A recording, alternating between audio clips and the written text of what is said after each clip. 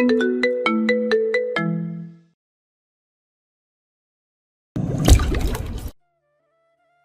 বলে অনুরাগ দাদার সাথে ঘুমাইবেন। বিছানা ছেড়ে বালিশ গোছাতে লাগলো সুগন্ধা। ইরাম এক কোনায় বসে ছেলেকে বুকে নিয়ে ফেলফেল করে চেয়ে রইল। সাইবান এমনটা কেন করলো? সে তো কথা দিয়েছিল তারা এই ট্যুরে একসাথে থাকবে। ভীষণ অভিমান জমল রমণীর মনে, কিন্তু কিছুই বলল না সে। বেশ হয়েছে, থাক সে দূরে, ইচ্ছা মতন। ইরামের আর কিছুই যায় আসে না। সত্যিই কি যায় আসে না? গভীর রাত, ঠিক কয়টা বাজে কারোরই খেয়াল নেই। রয়্যাল কেবিনের ভেতরে সকলে নিদ্রাচ্ছন্ন। 2 তলা কেবিনটির নিচতলায় বিছানায় ঘুমিয়েছে সাইবান আর অনুরাগ।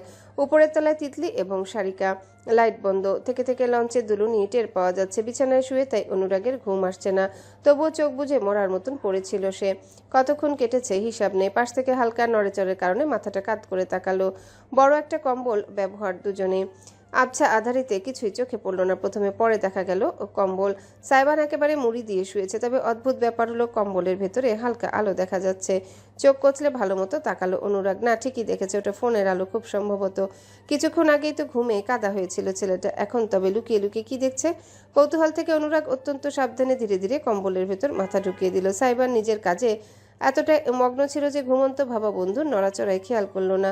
অনুরাগ সন্তর্পণে কম্বলের ভেতর পিছন থেকে সাইবানের ঘাড়ের কাছে মুখ নিয়ে গেল। চোখ মেলে হতবাক হয়ে দেখলো সামনের দৃশ্য। সাইবান পাশ ফিরে শুয়ে আছে, হাতে ফোন। ফোনের ব্রাইটনেস একেবারে লো থাকা সত্ত্বেও অন্ধকারের কারণে ভালোই চোখে পড়ছে। আর সেই ফোনের স্ক্রিনে ভাসছে ইরামের নাচ। চোখ বড় বড় হয়ে গেল অনুরাগের। নিঃশ্বাস আটকে নীরবে দেখলো সে খেলার সময় ইরামের নাচের ভিডিও। অদ্ভুত এক অ্যাঙ্গেল থেকে ভিডিও করা হয়েছে, বাঁকাভাবে চোখে পড়ছে। এটা সাইবানের কাজ, তাতে সন্দেহ নেই, কিন্তু ছেলেটা সবার থেকে লুকিয়ে ভিডিও কখন করলো? করেছেই যখন, তখন এভাবে দেখছে কেন? অনুরাগ পাক্কা 10 মিনিট ওভাবে ঘাপটি মেরে বন্ধুর কাণ্ড কারখানা দেখে গেল। সাইবান ইরামের নাচের ভিডিওটা বারবার দেখছে। শেষ হয়ে গেলে আবারও টেনে প্রথম থেকে শুরু করছে। মাঝে মধ্যে আবার বিশেষ কিছু জায়গায় পজ করছে। ইরামের হাতের মুদ্রা জুম করে দেখছে, কখনো বা চোখ, কখনো চুল, কখনো বা ঠোঁট। প্রতিটা কোণ থেকে যতবার যত রকম ভাবে সম্ভবত সাইবান ভিডিওটা দেখেই চলেছে। অনুরাগের মুখস্থ হয়ে গেল কখন কোথায় কোন সেকেন্ডে কি হবে না হবে, কোথায় কোথায় সাইবান পজ করবে। অথচ ছেলেটা সামান্য বিরতি দিচ্ছে না, বারবার বারবার একই কাজ করে যাচ্ছে বিরতিহীনভাবে। 1 2 3 16 32-এর পর অনুরাগ গোনা ছেড়ে দিল। আর সম্ভব না তার পক্ষে এসব দেখা। সাইবানের কাঁধে অবশেষে হাত রেখে উপস্থিতি জানান দিল সে। এজন্যই বউয়ের কেবিন থেকে পালিয়ে এসেছেন মিস্টার আলাদিন। ইয়া আল্লাহ! অস্ফুট স্বরে ভড়কে উঠল সাইবান। হাত থেকে ফোনটা পিছলে বিছানায় পড়ে গেল। কম্বল ছুঁড়ে উঠে বসে গেল সে। প্রসারিত দৃষ্টিতে ধরা পড়া চোরের ভঙ্গিতে চেয়ে দেখল অনুরাগকে। তুই ঘুমাসনি? অনুরাগ মাথার নিচে 2 হাত দিয়ে আয়েশ করে শুয়ে বন্ধুর চেহারার দিকে তাকালো। ঘুমালে মাঝরাতে বিনোদন মিস করে যেতাম। আলো আধারের মাঝেও সাইবানের উজ্জ্বল ত্বকে ফুটে ওঠা লালিমায় স্পষ্ট দেখা গেল। ধরা খেয়ে উপর হয়ে বালিশে মুখ গুজে ফেলল সে। অনুরাগ দুর্ধর্ষ বন্ধু কেমন নেতিয়ে পড়া লজ্জাবতীর মতন আচরণ করতে দেখে বেশ বিনোদন পেল। তুই পারলে বৌদিকে পুতুলের মতন কাছের বাক্সে সাজিয়ে শুধু আজীবন রেখে যাবে। অনুরাগ, ভালো হচ্ছে না কিন্তু। গুঙিয়ে উঠে ফিসফিস করলো সাইবান। অনুরাগ একগাল হাসল। এত অনুভূতি বুকে চেপে থাকছিস কিভাবে? এখানে এলি বা কেন? কেবিনে থাকার দরকার ছিল বৌদির সাথে, তাহলে অন্তত কিছু মিছু হতো। সেটাই তো সমস্যা। দুহাত মুষ্টিবদ্ধ করে ফেললো সাইবান। বালিশে মুখ গুজে রেখে বলল, ওখানে থাকলে আমি নিজেকে আটকাতে পারতাম না অনুরাগ। ওনার আশেপাশে থাকলে আমি হাইনা হয়ে যাই, হাইনা। কেবিনের ভিতর ইজান এবং সুগন্ধা দুজনেই গভীর ঘুমে আচ্ছন্ন। ইরাম বেরিয়েছে বাইরে। তার কিছুতেই ঘুম আসছে না। মনে অভিমান আর মাথার ভেতরে হাজারো চিন্তা। করিডোরের বেশিরভাগ লাইট নিভিয়ে দেওয়া হয়েছে। লঞ্চের ভেতরের অধিকাংশ যাত্রী নিদ্রাচ্ছন্ন। বাতাসে যেন এখন বরফ ঝরছে। ইরাম সাইবানের দেওয়া জ্যাকেটটা গায়ে জড়িয়ে বেরিয়েছে, তবুও কানে বাতাস লেগে ঠান্ডা অনুভূত হচ্ছে। থামল না সে। রেলিং ঘেঁষে হাঁটতে হাঁটতে এগুলো উদ্দেশ্যহীনভাবে। নিজেকে নিজেই বুঝতে পারছে না ইরাম। সে তো পণ করেছিল নিজের ক্যারিয়ার গড়া পর্যন্তই এই সম্পর্ক সীমাবদ্ধ রাখার চেষ্টা করবে। অথচ আজ একটা দিন তার সমস্ত অনুভূতিকে এভাবে বদলে দিল কিভাবে? অভিমান কেন হবে তার? সাইবান তার প্রশংসা করলো কি না করলো, বলল কি না বললো, তার সাথে থাকলো কি না থাকলো, এতে তো তার কিছুই যায় আসার কথা না। অন্তত এতদিন কিছুই যায় আসতো না, কিন্তু আজ এমন অস্বস্তি কেন লাগছে? সাইবান শুধু এক কেবিন থেকে অন্য কেবিনে গিয়েছে, এটুকু কাণ্ডে এত দূরত্ব কেন অনুভূত হচ্ছে? কি হয়েছে তোর ইরাম? নিজেকে নিজেই প্রশ্ন করলো রমণী, অথচ উত্তর মিলল না। সে কি দুর্বল হয়ে পড়ছে? এই দুর্বলতার পরিণতি কি ভয়ঙ্কর নয়? অজান্তে ইরামের পা দুটো তাকে ঠিকই রয়্যাল কেবিনের দিকে নিয়ে গেল। সে টের পেল মাঝ পথ পর্যন্ত পৌঁছে এখানে কি করছে সে? সাইবানের ঠিকানায় কেন এসে দাঁড়ালো? ইরাম আতঙ্কিত হয়ে সঙ্গে সঙ্গে উল্টো ঘুরে গেল। চলে যাওয়া দরকার তার, কিন্তু পারল না। সামনের একটি দৃশ্য তাকে থমকাতে বাধ্য করলো। অদূরে রেলিংয়ে হেলান দিয়ে দাঁড়িয়ে আছে তিতলি। মেয়েটার ভঙ্গিমা কেমন যেন, মাথাটা নুয়ে আছে, শরীর হালকা দুলছে, চুলগুলো খোলা, তীব্র বাতাসে ঘুরপাক খাচ্ছে। ইরাম পায়ে পায়ে এগিয়ে গেল। কিছু একটা অদ্ভুত লাগছে তার কাছে, তাই আলতো করে হাত রাখলো সে তিতলির কাঁধে। তিতলি, তিতলি মুখ তুলে ইরামের দিকে তাকালো। তখনই রমণী টের পেল একটা কটু ঘ্রাণ। তিতলির চেহারায় টকটকে লাল ভাব, চোখে ধোঁয়াশা। বুঝতে সমস্যা হলো না ইরামের মেয়েটা ড্রাঙ্ক, না চাইতেও চিন্তা হলো তার। তুমি কেবিনের বাইরে কি করছো এই অবস্থায়? বিপদ হলে আমার সাথে আসো। তিতলির একটা হাত ধরে ইরাম টানলো, অথচ মেয়েটাকে এক চুল নাড়াতে পারল না। তিতলি একটা ঝটকা দিয়ে উঠল, ইরামের হাতটা ছিটকে গেল। নিজেকে খুব চালু মনে করেন আপনি, তাই না? তিতলি গর্জে উঠল। মাদকের প্রভাবে তার জিভ জড়িয়ে গেছে, হালকা টলছে সে। ইরাম ঘুরে দাঁড়ালো, শক্ত গলায় বলল, তুমি এখন কথা বলার অবস্থায় নেই, আমার সাথে চলো এক্ষুনি। আমাকে আদেশ করার আপনি কে? আমি কি করব না করব, কোথায় থাকবো না থাকবো, কাকে ভালোবাসবো না বাসবো বলে দেওয়ার আপনি কে? You beach! ইরাম হাত মুঠো পাকিয়ে ফেললো, নিজের ক্রোধ নিয়ন্ত্রণ করলো। শেষে বুঝতে পারছে তিতলির মাথা ঠিক নেই। সে কি বলছে তা হয়তো নিজেও জানে না। একটা নিঃশ্বাস ফেলে নিজেকে নিয়ন্ত্রণ করে ইরাম এগোনোর চেষ্টা করলো। ফাইন তিতলি, কাম ডাউন। আমি তোমার ক্ষতি করতে আসিনি। কেমন হয় যদি আমরা কেবিনে ফিরে এরপর কথা বলি? ক্ষতি করেননি? আমার জীবনের একমাত্র ধ্যান জ্ঞানকে কেড়ে নিয়ে বলছেন ক্ষতি করেননি? নাটকবাজ, মিথ্যাবাদী, হোম ব্রেকার! ইরামের দৃষ্টি শক্ত হয়ে গেল। Stop it Titli, stop it right now. Titli টলতে টলতে কয়েক পা এগিয়ে মুখোমুখি দাঁড়ালো। ইরামের চোখে চোখ রেখে বলল, করবো না স্টপ। আপনি করেছেন। আপনার জন্য, শুধুমাত্র আপনার জন্য আমার জিনি আজ আমার কাছে নেই। শুধুমাত্র আপনার জন্য আমি আমার ভালোবাসা পাওয়ার আগেই হারিয়ে ফেলেছি। কেন এসেছেন আপনি? যে গর্তে ছিলেন সেখানেই থাকতেন, কেন আমাদের মাঝে এসে দাঁড়ালেন? হুট করে ইরামের গায়ে জড়ানো সাইবানের জ্যাকেটটা দেখে তিতলির চোখ ঝলসে উঠল। হাত বাড়িয়ে কলার আঁকড়ে ধরল সে, হুঙ্কার দিয়ে উঠল, কেন কেন কেন? শুধু আপনিই কেন? কেন আমার জিনি শুধু আপনাকেই চায়? কেন ও আমায় দেখেও দেখে না? আমার অনুভূতির কোনো দাম নেই? ওর জগতে শুধু আপনি? ওর শয়নে, স্বপ্নে, মরণে, জীবনে শুধু ইরাম ইরাম আর ইরাম। কেন? আমি কি দোষ করেছি? আমার জায়গাটা হাতিয়ে নিলেন কেন আপনি? শুরু থেকে ওর সাথে আমি ছিলাম, আপনি ছিলেন না। না না না না, আপনি ছিলেন না ওর সাথে, আপনি ছিলেন না। আপনার কোনো অস্তিত্বও ছিল না ওখানে। যিনি যখন চুরমার হয়ে ভেঙে গিয়েছিল তখন তিল তিল করে নিজেকে গড়ছিল, আপনি ওর পাশে ছিলেন না। আমি ছিলাম, আমি ওর হাত ধরেছি, ওর বুকে সাহস দিয়েছি, ওকে আগলে রেখেছি।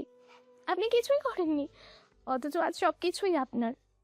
তিতলির হাত দুইটা চেপে ধরেও ছাড়াতে পারল না ইরাম। পুরোপুরি নিয়ন্ত্রণ হারিয়ে ফেলেছে মেয়েটি। শক্তি অস্বাভাবিকভাবে বেড়ে গিয়েছে, চোখ উপচে অশ্রু গড়াতে শুরু করেছে। ইরাম একটা ধমক দিতে বাধ্য হলো। নিজেকে সামলাও, তোমার মাথা ঠিক নেই। আমার মাথা আপনি ঠিক থাকতে দেননি। আপনি আমার থেকে সব কেড়ে নিয়েছেন। যেই জিনিস আপনি গড়েননি সেই জিনিস আমার থেকে চুরি করেছেন। আপনি আপনার এক্সের সাথে মজায় মজায় থেকেছেন, যখন শুধু আমি ছিলাম জিনির পাশে।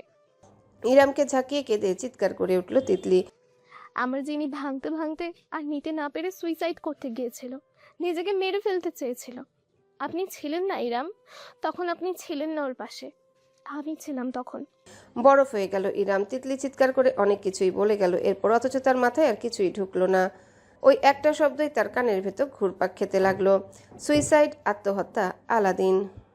ঠিক কোন পর্যায়ে গিয়ে পৌঁছালে মানুষ সৃষ্টিকর্তা প্রদত্ত প্রাণটি কেড়ে নেওয়ার চিন্তাভাবনা করতে পারে ইরামের জানা নেই।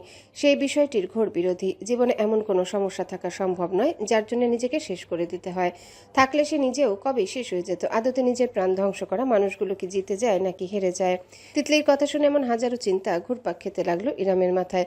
দুহাতে মুখ চেপে তার সামনে কাঁদছে মেয়েটি। সাইবান অমন শক্ত একটা ছেলের সঙ্গে সুইসাইড বিষয়টা কি আদৌ মানানসই? কিন্তু গভীরভাবে ভাবলে অসঙ্গতি খুঁজে পাওয়া যায়। সেই মায়াবী বুঝদার স্বপ্নীল ছেলেটার হঠাৎ এমন বেপরোয়া হয়ে ওঠা, দায়িত্ব ভুলে বাউন্ডুলে জীবন বরণ করে নেওয়া, এসব কি এমনি এমনি হয়েছে?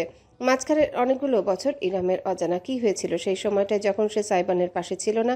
এতটা দুর্বিষহ হয়ে গিয়েছিল সবকিছু যে এর চাইতে মৃত্যুকে আগলে নেওয়া সহজ মনে হয়েছিল ছেলেটার কাছে। তিতলি, হঠাৎ চাপা গর্জনে ইরাম চিন্তার জগৎ থেকে বেরিয়ে আসতে বাধ্য হলো। পিছনে ফিরে তাকাতেই দেখতে পেল দাঁড়িয়ে আছে অনুরাগ। চেহারায় অসম্ভব একটা ক্রোধ। এই ছেলেকে এমনভাবে রেগে যেতেই প্রথম দেখলো সে। হনহন করে এগিয়ে এসে খপ করে তিতলির কবজি আঁকড়ে ধরল সাইবানের সবচেয়ে কাছের বন্ধুটি। অনুরাগের চোখ থেকে আজ ঘুম বিদায় নিয়েছে। সাইবান বেশ কিছুক্ষণ বাদে ঘুমিয়ে পড়লেও তার ঘুম আর হয়নি। চুপ করে শুয়েছিল। তা থেকে নিঃশব্দে তিতলিকে নেমে আসতে লক্ষ্য করেছে সে। কাউকে কিছু না বলে চুপচাপ মেয়েটি কেবিনের বাইরে চলে গিয়েছিল। অনুরাগ ভেবেছিল হয়তো তার মতোই ঘুম আসছে না বিধায় বাইরে বাতাস খেতে গিয়েছে, কিন্তু বেশ অনেকটা সময় পেরিয়ে যাওয়ার পরেও তিতলি না ফেরায় সে আর শুয়ে থাকতে পারেনি। ধীরে সুস্থে উঠে বাইরে এসেছে। করিডোর ধরে এগুনোর কিছুক্ষণ পরে কাঁদতে কাঁদতে চিৎকার করে বলা তিতলির কথাগুলো কানে গিয়েছে তার। তো মাতলামি করে ছুটিয়ে দেবো আজকে আমি। এক্ষুনি তোর বাবাকে ফোন করছি। বরিশালে ঘাটে পা দিয়ে মাত্র ফিরতি লঞ্চে তোকে যদি ঢাকা ফেরত না পাঠিয়েছি। দাঁত কিরমির করলো অনুরাগ। ফুপিয়ে কেঁদে উঠল তিতলি। হ্যাঁ, সব তো আমারই দোষ। তোরা শুধু আমাকেই পাশ বলির পাঠা বানাতে। আমিই ভিলেন, আমিই কুটনি। তোরা বাকি সবাই দুধে ধোয়া তুলসী পাতা, ঠিক আছে? নিজের হাতটা ঝটকা দিয়ে ছাড়িয়ে নিল তিতলি। লাল হয়ে ওঠা টলটলে অশ্রুসজল চোখে অসম্ভব রাগ এবং অভিমান নিয়ে শেষ একবার ইরামের দিকে তাকালো সে। You don't deserve Ginny. Can you hear me? You don't deserve to be his wife. এইটুকুই, আর দাঁড়ালো না তিতলি। সামান্য টললেও দ্রুত হেঁটে কেবিনের দিকে চলে গেল। প্রথমটায় অনুরাগ তাকে অনুসরণ করতে চাইলেও ইরামের গুরুতর অভিব্যক্তির দিকে চেয়ে শেষমেশ থমকে গেল। তিতলি আড়াল হয়ে যেতে পিনপতন নীরবতা নেমে এলো চারিপাশে। ভাগ্য ভালো তিতলির চিৎকারে অতি বিশেষ জোর না থাকায় লঞ্চের অন্যান্য যাত্রী কিংবা কেবিন স্টাফরা ছুটে আসেনি। ঢেউয়ের তালে দুলছে লঞ্চ। খুব সম্ভবত এখন বিশেষ উত্তাল কোনো নদীর অংশ বেয়ে এগোচ্ছে, যেখানে ঢেউ বেশি শক্তিশালী। ইরাম রেলিং ধরে নীরবে দাঁড়িয়ে থাকলো। অনুরাগও একেবারেই চুপ। যে বিষয়টাকে সাইবান বহু বছর আগে কবর দিয়ে দিতে বলেছিল, সেই বিষয়টা আজ তার স্ত্রীর সামনে উন্মোচিত হয়ে গিয়েছে। বন্ধু হিসেবে তার কি করা উচিত, কি বলা উচিত ভেবে দ্বিধায় ভুগছে সে। বেশ অনেকটা সময় বাদে মুখ খুলল ইরাম। তিতলি সত্যি বলেছে। রমণী প্রশ্ন করেনি, সে একটা বাক্য উচ্চারণ করেছে। অনুরাগ কিছু বলল না, চুপ করে রইল। তার নীরবতায় ইরামকে শতভাগ নিশ্চিত করলো। একটি দীর্ঘশ্বাস ফেলে নিজের চুলে আঙ্গুল বোলালো ইরাম। অনুরাগ তৎক্ষণাৎ জানালো, কেউ জানে না। সামিয়া আন্টি আহমেদ আঙ্কেলও না, শুধু আমি, সারিকা আর তিতলি জানে। এবার সত্যি অবাক হলো ইরাম। সাইবান এমন একটা গর্হিত পদক্ষেপ নিয়েছিল সেটা সামিয়া পর্যন্ত জানেন না। ইরামের দ্বিধা বুঝতে পারল অনুরাগ। একটা দীর্ঘশ্বাস ফেলে জানালো, তখন কেউ বাড়িতে ছিল না। সামিয়া আন্টি সেমিনারের জন্য সিঙ্গাপুরে গিয়েছিলেন, আর আহমেদ আঙ্কেলও বিজনেস ট্যুরে ছিলেন। তুমি কিভাবে জানলে? অনুরাগ একটা ঢোক গিলে উত্তর করলো, সারিকা ফোন করেছিলেন। সাইবান তখন রুমের দরজা বন্ধ করে বসেছিল। আর তিতলি? অনুরাগ ঘাড়ে হাত ঘষলো। ও ওকে বলার প্ল্যান ছিল না, কিন্তু ডাক ডেকে ফেলেছিল পরে। কিসের দাগ? ইরাম অত্যন্ত ঠান্ডা গলায় জিজ্ঞাসা করে যাচ্ছে। অনুরাগ তাতে ভ্যাবাচাকা খেয়ে যাচ্ছে বারবার। কতটুকু প্রকাশ করা উচিত, কতটুকু না জানে না সে, তাই কথা ঘুরিয়ে বলল। একটু থেমে একটা দীর্ঘশ্বাস ফেলে কপাল ঘষল সে। কিন্তু যেহেতু বিষয়টা অনাকাঙ্ক্ষিতভাবে সামনে এসে গিয়েছে, তখন যদি আপনি জানতে চান আমি। না। অনুরাগ কথা শেষ করার আগে শীতল গলায় বলল ইরাম। তাতে বান্দা থমকে গেল। প্রসারিত দৃষ্টিতে বিস্ময় নিয়ে তাকালো। ইরাম ঘুরে দাঁড়িয়ে অনুরাগের মুখোমুখি হলো। আমি তোমার কাছ থেকে কিছুই জানতে চাই না অনুরাগ। যদি জানতেই হয় আমি আলাদিনের কাছ থেকেই জানতে চাইবো। অবাক না হয়ে পারল না অনুরাগ। এমন একটা বিষয় সামনে আসার পরেও ইরাম শান্তভাবে গ্রহণ করছে, ঘাটাঘাটি করে কিছুই জানতে চাইছে না। ব্যাপারটা হজম করতে তাকে বেগ পোহাতে হলো। তবে কেন যেন বুকের ভেতর একটা ভালো লাগা ভর করলো। ইরামের প্রতি আলাদা একটা সম্মান সৃষ্টি হলো। I respect privacy. হতে পারে মানুষটা আমার কাছের, সবচেয়ে কাছের, কিন্তু তারও প্রাইভেসি লাইফ বলে একটা ব্যাপার আছে। সে যখন আমায় কিছু বলেনি, এর অর্থ সে চায় না আমি জানি, কিংবা আমি এখনো তার কাছে ওই পর্যায়ে গিয়ে পৌঁছাতে পারিনি যে পর্যায়ে গেলে কারো কাছে নিজের দুর্বলতা প্রকাশে কোনো দ্বিধা হয় না। রমণীর কথাগুলো শুনে অনুরাগের অশান্ত হৃদয়ে শান্তির প্রলেপ পড়ল বুঝি। একটা স্বস্তির নিঃশ্বাস ফেললো সে। ইরাম গভীর গলায় বলল, আজকে যা হয়েছে সেসব আলাদিনের জমানোর প্রয়োজন নেই। আমি এটাও চাচ্ছি না ও চাপে পড়ে আমার কাছে এসে মুখ খুলুক। আজকের কথা যদি আগামীকাল তিতলি ভুলে যায় তাহলে ভালোই হয়। যদি না ভুলে ওকেও জানিয়ে দিও। আসছি, শুভরাত্রি। এইটুকুই। ইরাম আর দাঁড়ালো না, হেঁটে হেঁটে নিজের কেবিনের দিকে চলে গেল। অনুরাগ ঠায় দাঁড়িয়ে রইল।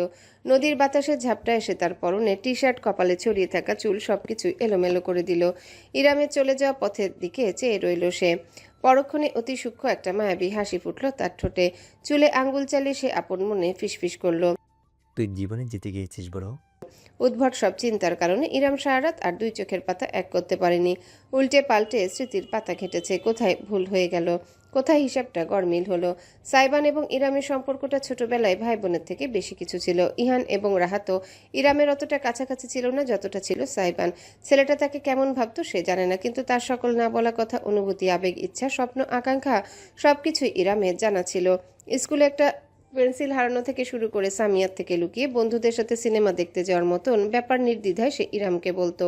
বন্ধুত্ব, ভ্রাতৃত্ববোধ নাকি অন্য কিছু কি ছিল তাদের মাঝে? আজ সত্যি ইরামের মনে প্রশ্ন জাগলো। এতটা কাছের মানুষ থেকে এতটা দূরের হওয়া যায়? কেমন যেন অপরাধ বোধ হলো বুকের ভেতর। জীবনযুদ্ধে এতটাই ব্যস্ত হয়ে গিয়েছিল যে তার নেওটা ছেলেটা শিশু থেকে কিশোর, কিশোর থেকে যুবক হতে হতে বিরাট পরিবর্তনের মধ্যে দিয়ে চলে গেল। এত কিছু মোকাবেলা করলো অথচ সে টেরটুকুও পেল না, পায়নি নাকি পাত্তা দেয়নি। সামিয়ার সাথে মুন্সিবাড়ির সম্পর্ক খারাপ হওয়ার পর থেকে দুই পরিবারের দূরত্ব বেড়ে গিয়েছিল, কিন্তু ইরাম তো কখনো সেসব দূরত্ব মানতে চায়নি। তবে ভয়ঙ্কর ঘটনাটা ঘটলো কখন, কোথায় সমস্যা হলো? সামিয়া এবং ইরামের মা লামিয়া দুজন সৎ বোন। লামিয়া ছিলেন বড়। তার মায়ের মৃত্যুর পর ইরামের নানা অর্থাৎ লামিয়ার বাবা আরেকটা বিয়ে করেছিলেন। সেই ঘরের মেয়ে সামিয়া। তারা শুধু দুইজন বোন, কোনো ঘরেই ছেলে হয়নি। এজন্য অধিকাংশ সম্পত্তি সামিয়াদের চাচার ছেলেদের কাছে চলে গিয়েছিল। তবে ইরামের নানা তার দুই মেয়েকে দুটি বাড়ি করে দিয়ে গিয়েছিলেন। একটা মুন্সি বাড়ি, যেখানে এখন রাহাতরা থাকে, অন্যটা রাস্তার ওপারে সামিয়ার বাড়ি। দুই পরিবারই শুরু থেকে মধ্যবিত্ত ছিল। সামিয়া MBBS পাশ করার আগে তার বিয়ে হয়ে যায়। তার স্বামী আহমেদের অবস্থাও শুরুতে খুব বেশি ভালো ছিল না, তাই নবদম্পতি স্ত্রীর বাড়িতেই থাকতে শুরু করে। ধীরে ধীরে আহমদ ব্যবসা শুরু করেন। অনেক খারাপ দিন পেরিয়ে বহু বছর পরে তিনি সফল হন। এদিকে সামিয়াও তখন MBBS শেষ করে চাকরি নিয়েছেন, পাশাপাশি আরও বড় ডিগ্রির জন্য পড়াশোনা করছেন। তাদের অবস্থার উন্নতি হতে শুরু করে। পুরাতন বাড়ির জায়গায় আস্তে আস্তে নতুন দেয়াল উঠে, নতুন ঘর উঠে, নতুন গাড়ি আসে বাড়িতে। মধ্যবিত্ত অবস্থা বদলে রূপ নেয় উচ্চবিত্তে। অপরদিকে ইরামের মা লামিয়ার সংসার তখনও একই জায়গায়। সরকারি চাকরিজীবী কিবরিয়া সাহেব অতি সৎ ব্যক্তি ছিলেন। ঘুষ, সুদ ইত্যাদি থেকে দূরে থাকতেন। সরকারি মূল বেতনে 3 ছেলে মেয়েকে মানুষ করছিলেন, তাই সেখানে উচ্চবিত্ত হওয়ার আকাঙ্ক্ষা করা ছিল বিলাসিতা। হয়তো এই নিয়ে বোনের সঙ্গে কিছুটা হিংসা রেশারেশি ছিল লামিয়ার। ইরাম এখনও ঠিকঠাক জানে না কোথায় সমস্যা হয়েছিল। এমনকি সামিয়ার লামিয়া যে সৎ বোন এটাও ছেলে মেয়েদের কেউই জানতো না। তবে কিবরিয়া সাহেবের মৃত্যুর পর যখন লামিয়া মানসিক ভারসাম্য হারিয়ে ফেলেন, সংসারের দায়িত্ব ইরামের উপর বর্তে যায়, তখন এই নিয়ে রেশারেশি রীতিমতো দক্ষ যুদ্ধে পরিণত হয়। লামিয়া তখন কিছুদিন ভালো থাকতেন, কিছুদিন বিছানায় পড়ে থাকতেন, মাঝে মধ্যে অস্বাভাবিক আচরণ করতেন। তার চিকিৎসা চলছিল। এমনই এক সময় যখন মাথাটা তার ঠিকঠাক ছিল, তখন সামিয়ার সাথে গোলযোগ বাঁধে তার। ইরাম জানে না কি হয়েছিল, সে শুধু দৌড়ে গিয়ে দেখতে পায় সামিয়াকে একের পর এক চড় ঘুষি মারছেন লামিয়া। এই নিয়ে রীতিমতো সালিশ বসে গিয়েছিল সমাজে। সেখানে উঠে আসে চরম সত্যি, লামিয়া সামিয়া আপন বোন নয়। আহমদ নিজের স্ত্রীর অপমান মুখ বুজে সহ্য করেননি। সেই সালিশে ইতি ঘটেছিল দুই বাড়ির আত্মার সম্পর্কের। মুন্সিবাড়ির মানুষগুলোর বিশ্বাস দোষ সামিয়ার, আবার ওই বাড়ির মানুষগুলোর বিশ্বাস দোষ লামিয়ার। যার যার বাবা মাকে রক্ষা করতে হলে ছেলেমেয়েরাও দ্বন্দ্বে জড়িয়ে পড়ল। এভাবেই শেষ হয়ে গিয়েছিল সব। ইরাম অস্বীকার করতে পারবে না, শুরুতে তারও রাগ হয়েছিল। ওই বাড়ির মানুষগুলোকে তার সহ্য হতো না, কারণ আহমদ সালিশের ভরা মজলিসে তার বিধবা মানসিক সমস্যায় ভোগা মাকে তুচ্ছতাচ্ছিল্য করে অনেক কথা বলেছিলেন। সেসব স্বার্থে লেগেছিল মেয়ে হিসেবে। অজান্তে সামিয়া, আহমদ, সারিকা সবার উপরে চাপা ক্ষোভ জমে গিয়েছিল তার। কিন্তু এই একটা মানুষকে সে কোনোদিনও ঘৃণা করতে পারেনি, আলাদিন। প্রথম প্রথম কষ্ট হতো ইরামের, যখন বিবাদের পর সাইবান আর তার কাছে যেতে পারত না। লামিয়ার পাগলামির কারণে কোনো বাড়ির মানুষ একে অপরের মুখদর্শন পর্যন্ত করতে পারত না। এভাবেই দূরত্ব বাড়তে বাড়তে একটা সময় গা সওয়া হয়ে গিয়েছিল। যত বড় হয়েছে ইরাম, তত বোঝা বেড়েছে, দায়িত্ব বেড়েছে, তাই আর অনুভূতি নিয়ে ভাবার সুযোগ পাওয়া যায়নি। সময়ের কালে কবে কোথায় কিভাবে ছোটবেলার সেই মধুর সম্পর্কটা হারিয়ে গেছে তা বিষাদপূর্ণ। একদম শেষ রাতের দিকে চোখটা লেগে এসেছিল ইরামের। হয়তো টেনে টুনে ঘন্টা দুয়েক ঘুমিয়েছে, ভারী চোখের পাতা, কালো জগৎ। ঠিক এমন সময় সে নিজের গালে আলতো স্পর্শ পেল, সঙ্গে মিষ্টি কিছু শব্দ। গো আ আ গো মর্নিং মর্নিং, ইউ দেয়ার? মুদে মতি না, তুই সারা কেউ প্যান্টে মতি না বটলা। ইরাম চোখ পিটপিট করে তাকালো। ঘুম জড়ানো ধোঁয়াশা চোখ হালকা হতে কিছুটা সময় লাগলো। অতঃপর সে স্পষ্ট দেখতে পেল তার মুখের কাছে বসে আছে ইজান। ছেলের পিঠ ধরে বসিয়ে রেখেছে সাইবান। ইজান ঝুঁকে ইরামের গাল কামড়ানোর চেষ্টা করছে মারি দিয়ে। জননীকে জাগানোর কি ভীষণ তাড়না। মুদে দৃশ্যটা এত আদুরে যে ইরামের ঠোঁটে মুহূর্তে হাসির রেখা ছড়িয়ে পড়ল। কম্বলের ভেতর থেকে হাত বের করে সে ইজানকে টেনে নিজের বুকে ঠেকালো, মাথায় অসংখ্য স্নেহের চুমু দিতে দিতে বলল, আমার আব্বুটা আমায় ঘুম থেকে তুলছে, কত বড় হয়ে গিয়েছে আমার বাবাটা। Good morning. মু ইরাম উঠে বসলো বিছানায়। ইজান তার কাঁধে লেপ্টে রইল। আশেপাশে তাকাতেই সে দেখলো ইতিমধ্যে কেবিনের ভিতর ব্যাগপত্র বের করে রাখা, বিছানার কম্বল বাদে অন্য সবকিছু গোছানো। চোখ কচলে তাকালো সে। সাইবান পুরো দস্তুর তৈরি, একটা ডেনিম জ্যাকেট আর ব্যাগে জিন্স পরনে, চুলগুলো ব্যাগ ব্রাশ করে রাখা। এত সকালেও চেহারার ঔজ্জ্বল্য অসাধারণ, ঠোঁটে বিরাট হাসি। ওই হাসির দিকে চেয়ে ইরাম দ্বিধায় ভুগলো। এমন অসাধারণ হাসির পিছনে হতাশা কিভাবে লুকিয়ে থাকে? লঞ্চ আর 10 মিনিটের মধ্যে ঘাট দেবে। ওটি তৈরি হয়নি, হালকা নাস্তা অর্ডার করেছি, এখনই চলে আসবে। আমি পটলাকে রেডি করে দিচ্ছি। ইরাম বারণ করলো না। সাইবান ইজানকে নিয়ে সোফায় চলে গেল। ব্যাগ খুলে একটা ভারী পোশাক, টুপি, মোজা বের করে নিল। বাইরে ঠান্ডা বাতাস আর বেশ সকাল হওয়ায় শীতের মতন আবহাওয়া। এই সচেতনতাটুকু ইতিমধ্যে সাইবানের মাঝে তৈরি হয়ে গেছে। লক্ষ্য করে ইরাম মুগ্ধ না হয়ে পারল না। ইজান তেরিবেরি করছে। সাইবান জামা পরাতে গেলেই পা তুলে শটান তার থুতনি বরাবর লাথি হাঁকিয়ে দিল। বাচ্চাটা ভ্রু কুচকে ফেললো সাইবান। পটলা, তোকে পটলায় বেঁধে পদ্মায় ফেলে দেবে কিন্তু। গো আরেকটা লাথি দেওয়ার আগেই ছোট্ট পা খপ করে ধরে ফেললো সাইবান। হ্যাঁ, গু তো তোর সবচেয়ে পছন্দের। বড় হয়ে গুয়ের ট্যাঙ্কের মেতর হবি, কনফার্ম। এক হাতে পকেট থেকে নিজের ফোন বের করলো সাইবান। কিছু বের করে ইজানের পাশে রেখে দিল। ক্ষীণ একটা সুর ভেসে এলো, আহানু কাবালাইয়া নু কাবালাইয়া আহা আহা আহা। অদ্ভুত ভাষার একটা গান বাজছে। ইরাম ভাষাটা চিনতে পারলো না, কিন্তু এইটুকু ঠিকই দেখলো ছেলেটা শান্ত হয়ে গিয়েছে। ড্যাব ড্যাব করে ফোনের দিকে চেয়ে আছে, এক দৃষ্টে নড়চড় বন্ধ। সাইবান বিজয়ের হাসি হেসে শুরুত করে তাকে জামা প্যান্ট পরিয়ে ফেললো। বাপকা বেটা। ইরাম বিছানা ছেড়ে উঠে এলো। ব্যাগ থেকে নিজের নতুন একটা জামা বের করে সাইবানের দিকে তাকালো। গতকাল এখানে ঘুমালে না যে? সাইবান এক মুহূর্তের জন্য জমে গেল। পরক্ষণে মাথা কাত করে ইরামকে দেখলো। তার তীক্ষ্ণ ও গভীর চোখ জোড়া নির্লজ্জভাবে ইরামকে আপাদমস্তক পর্যবেক্ষণ করলো। রমণী তাতে ঘাবড়ে গেল, কেন যেন লজ্জা বোধ করলো। হঠাৎ জিভে ঠোঁট চেটে নিয়ে সাইবান উত্তর করলো, গতকাল এখানে থাকলে আমি না নিজে ঘুমাতাম, না আপনাকে ঘুমাতে দিতাম। সারা রাত শুধু খেলতাম আর খেলতাম। কি খেলতে? ঢোক গিলে প্রশ্নটা করলো ইরাম।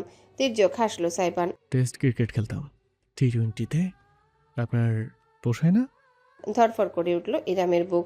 আর এক সেকেন্ডও সে তাড়ালো না। উল্টো ঘুরে হনহন করে হেঁটে বাথরুমের ভেতরে ঢুকে গেল। সাইবানের দৃষ্টি তার অবয়বে ঘুরপাক খেয়ে গেল, যতক্ষণ না সে সম্পূর্ণরূপে চোখের আড়াল হয়ে গেল। পরক্ষণে আপন মনে হেসে সে ইজানের দিকে তাকালো, যে তখনও হাঁ করে ফোনের দিকে চেয়ে আছে। একটা আলতো চাপড় বসালো সে পটলার পায়ে। খালি বাপের সম্পত্তির দিকে নজর না পটলা। শুনে রাখ পটলা, দুইটা জিনিস বাপের কাছ থেকে কোনোদিন হাসিল করতে পারবি না। একটা আমার না, দুই তোর মা। রুমটা অন্ধকারাচ্ছন্ন। টেবিলের উপর জল করছে বেশ কয়েকটা মনিটর। সবগুলো মনিটরে একই চিত্র ভাসছে। এক সুদর্শন ছেলে ঠিক ক্যামেরার দিকে চেয়ে নিজের মধ্যাঙ্গুলি দেখাচ্ছে। তার রক্তাভ চেহারা, সেই চেহারায় ভৌতিক উত্তেজনা। অরণ্য এক নাগারে দেখে যাচ্ছে। দেখতে দেখতে তার মুখস্থ হয়ে গিয়েছে। ওই চেহারার খাজে খাজে কয় ফোঁটা রক্তবিন্দু, কয় ফোঁটা ঘাম আছে, সেসবও গোনা আছে তার। ভ্রুর মাঝে চকচকে পিয়ার্সিং, চেহারায় বেপরোয়া অভিব্যক্তি। সবটাই কেমন অশরীরী ক্ষমতা জানান দিচ্ছে। ক্ষমতা নয়, বোকামি। চেহারে হেলান দিয়ে আয়েশ করে অরণ্য দেখতে লাগলো। ভিডিও অন করে দিল। হালকা ঝাপসা ভিডিওতে সব দেখা গেল আবার শুরু থেকে। ভাঙচুর, তাচ্ছিল্য, বিস্ফোরণ অরণ্য হাজারবারের উপর দেখে ফেলেছে, অথচ এখনো বুঝি মন ভরছে না তার। টেবিলের উপর পা তুলে দিয়ে হাতে রিমোট নিয়ে আয়েশ করে দেখছে সে। মৃদু শব্দ করে রুমে প্রবেশ করলো কেউ। একটা কাচের বোতল রাখলো টেবিলের উপর। পুরুষালী কণ্ঠে বলল, আর কতকাল শুধু দেখেই যাবেন বস, অ্যাকশন নেবেন না? অরণ্য বাঁকা হাসলো। সোজা হয়ে বসে বোতলটা হাতে নিল। এক কামড়ে ক্যাপ খুলে ঠোঁটে পুড়ে ফেললো। একদম অর্ধেক শেষ করে থামলো। অতঃপর খসখসে হাসি হেসে বলল, দাবাই খোরা রোশকানিতে রাজার চাল দেয়াটা বোকামি জানিস না? লোকটা কিছু বলল না, নীরবে দাঁড়িয়ে রইল। অরণ্য মনিটরে ভাসতে থাকা চেহারাটা দেখতে দেখতে জানালো, মানুষের দুঃখের সময়টা পণ্ড করায় কোনো মজা নেই। মজা তো তখন আসে যখন সুখের নদীতে দুঃখের ঝড় ওঠে। বোতলে আরেক চুমুক দিয়ে পুরোটা শেষ করে দূরে ফেলে দিল অরণ্য। হাত ইশারা করতে লোকটা বোতল খুলে তুলে দিয়ে চলে গেল। পুনরায় অন্ধকারে ঢেকে গেল চারিপাশ। শুধু রয়ে গেল অসংখ্য মনিটরে জলজল করতে থাকা বেপরোয়া মুখটা। অরণ্য নিজের পকেট থেকে একটা লকেট বের করলো। সেটা খুলতেই রমণীর মুখটা ভেসে উঠল, হাস্যোজ্জ্বল, চিন্তাহীন, স্নিগ্ধ, মায়াবিনী। মনিটরে বরাবর করে লকেটটা তুলে ধরলো অরণ্য। দুটো মুখই একসাথে দেখলো এবার। বিনোদন পেল বেশ। এরাম মির্জা সওদাগর। অস্ফুট স্বরে বিড়বিড় করলো সে। চেয়ারে হেলান দিয়ে ধোয়াটে চোখে সামনে চেয়ে শূন্যতার উদ্দেশ্যে ঘোষণা করলো, আমি তোমার জীবনের বস্ত্র ঝড়ের মেঘ কবিতা, দুঃখের বর্ষণে যাব না, সুখের রোদে যাব, কবিতার রোদেলা আকাশ ছেয়ে ফেলা ঘন কালো মেঘ হব। অতঃপর চেয়ারে দুলতে দুলতে গুনগুন করে অরণ্য গেয়ে উঠল। তির্যক হাসল সে। সারা রাত লঞ্চে দুলনির পর কুসুম গরম পানিতে গোসল সেরে বেশ আরাম বোধ করছে ইরাম। চুলগুলো তোয়ালেতে পেঁচিয়ে বাথরুমের বাইরে বেরোতে বিছানায় উপুর হয়ে দুটো খেলনা গাড়ি দিয়ে খেলতে থাকা ইজানকে চোখে পড়ল তার। মুচকি হাসল সে ছেলেকে অত্যন্ত মনোযোগ দিয়ে গাড়ি দুটোকে ঘষাঘষি করতে দেখে। নতুন গাড়ির থেকে বেশি গাড়ি ভেঙে ভেতর থেকে বেরোনো যান্ত্রিক পার্টস আর ব্যাটারির দিকে বেশি নজর তার। এর মধ্যে কয়েকটা আছাড় দিয়ে ফেলেছে, আরও কয়েকটা আছাড় জায়গা মতো দিতে পারলে কেল্লাফতে। বরিশালে ঘাট থেকে নামার পরে সোজাসুতি সাইবানদের পৈতৃক ভিটায় এসেছে তারা। এটা ঠিক গ্রামাঞ্চল নয়, মফস্বল শহর। বাড়িটাও সাধারণ মধ্যবিত্তের পারিবারিক বাড়ির মতন, কাঠ এবং সিমেন্টের মিশেলে তৈরি। উপরে নাকি আগে টিনের চাল ছিল, পরে আহমদ কাজ করে সিমেন্টের ছাদ ঢালাই দিয়েছেন। সাইবান সারিকার দাদা দাদির কেউই বেঁচে নেই। আহমদের দুজন ভাই বোন আছে, তারা সবাই বিদেশে সেটেল। পৈতৃক বাড়িতে থাকার জন্য মানুষ নেই। আগে সুগন্ধার বাবা এই জায়গার দেখাশোনা করতেন, তার মৃত্যুর পর সুগন্ধাকে নিয়ে চলে যাওয়ায় বাড়িটা ফাঁকাই ছিল এতদিন। সাইবানরা আসবে বলে কয়েকদিন আগে লোক ডেকে পরিষ্কার করে রাখা হয়েছে। সাইবান বাড়ি পর্যন্ত এসে আবার চলে গিয়েছে ভেন্যুতে। সেখানে নাকি তার সাউন্ড ঠিকঠাক করার কাজ আছে। আজ রাতেই শো, কালকে গায়ে হলুদ এবং পরশু দিন বিয়ে। ইরাম পায়ে পায়ে বিছানায় গিয়ে ছেলেকে কোলে তুলে নিল। আয় মায়ের মুখে ক্ষুধার কথা শুনেই বোধহয় বাচ্চাটার মনে পড়ল তার এখন খাওয়া দরকার। তৎক্ষণাৎ খেলনা ফেলে ইরামের বুকে মুখ ঘষাঘষি করতে লাগলো সে। আলতো হেসে ইরাম ছেলেকে বালিশের উপর কায়দা করে শুইয়ে খাওয়াতে শুরু করলো। অপর হাতে ব্যাগ থেকে বের করে রাখা ম্যাকবুকটা খুললো। ওয়াইফাই সিগন্যাল পেতে একটা নোটিফিকেশন এলো ইমেলে, পেমেন্ট রিসিভড। ইরামের চোখ জোড়া বড় বড় হয়ে গেল। তৎক্ষণাৎ সে ঘেটে দেখলো সত্যি তার অ্যাকাউন্টে $8 জমা হয়েছে। প্রথম যে কাজটা সে পেয়েছিল সেটা ফাঁকে ফাঁকে করে কিছুদিন আগে জমা দিয়েছে। ক্লায়েন্ট আজকে তাকে পুরো পেমেন্ট করেছে, সঙ্গে কাজের কিছু ভালো রিভিউ দিয়েছে। ইরামের চোখ জোড়া চকচক করে উঠল। সাফল্য হোক তা ছোট, কিন্তু এটা তার উপার্জন। প্রথম উপার্জন হয়তো নয়, কিন্তু বিয়ের পরে সব কষ্ট পেরিয়ে যে যাত্রায় তার সামিল হওয়া, সেই যাত্রার জন্য এইটুকু অনেক। দেখো কুচুপু, আম্মু কি করেছে দেখেছো? Can you be proud of your mother, my sweetie? Izan ল্যাপটপের স্ক্রিনের দিকে তাকিয়ে কি বুঝলো সেই জানে। খিলখিল করে মারি দেখিয়ে হয়তো হেসে উঠল সে। আ আ আ আ মাই লাকি চার্ম, আমার আদর আদর রসগোল্লা। ছেলের গালে অসংখ্য চুমু খেতে লাগলো ইরাম। থামার কোনো নাম নেই। ইজানও মায়ের আদর খেতে খেতে পুনরায় নিজের আসল খাবারে মনোযোগ দিল। এমন সময় রুমে এলো সুগন্ধা। ভাবিজান, সবজিতে কি মিষ্টি কুমড়া খাইবেন নাকি লাউ? দুইটাই পিছনের বাগানে হইয়া আছে। তোমার কি পছন্দ? আমার তো লাউ চিংড়ি ভাল লাগে। তাহলে সেটাই। সুগন্ধা বেনি দুলিয়ে নাচতে নাচতে চলে যাচ্ছিল, কিন্তু ইরাম হঠাৎ তাকিয়ে দেখলো মেয়েটার হাতে একটা ফোন। কিছু দেখতে দেখতে মুখ টিপে হাসছে সে। ইরাম কৌতূহলী হয়ে জিজ্ঞাসা করলো, কি দেখে হাসির ফোয়ারা ছুটছে? এবার কোরিয়ান, চাইনিজ নাকি থাই? আপনিও? ঠোঁট ফোলালো সুগন্ধা। ইরাম মুচকি হাসলো। ওই সব কিছু না, আপনি দেখবেন। বলতে বলতে ভেতরে চলে এলো সে। বিছানার কিনারে বসে নিজের ফোন দেখালো। এইটা সারিকা আপাজানের বিয়ার সময়ের ভিডিও। আপনি যদি থাকতেন ভাবিজান, শুধু নাটকটা দেখতেন ভাইজানের। ফোনটা হাতে নিয়ে দেখতে লাগলো ইরাম। কেন, আলাদিন কি করেছে? কি করে নাই সেইটা বলেন। এইটা আমার ব্ল্যাকমেইল ম্যাটেরিয়াল। মেইন অ্যালবামে কিন্তু নাই, শুধু আমার ফোনে আছে।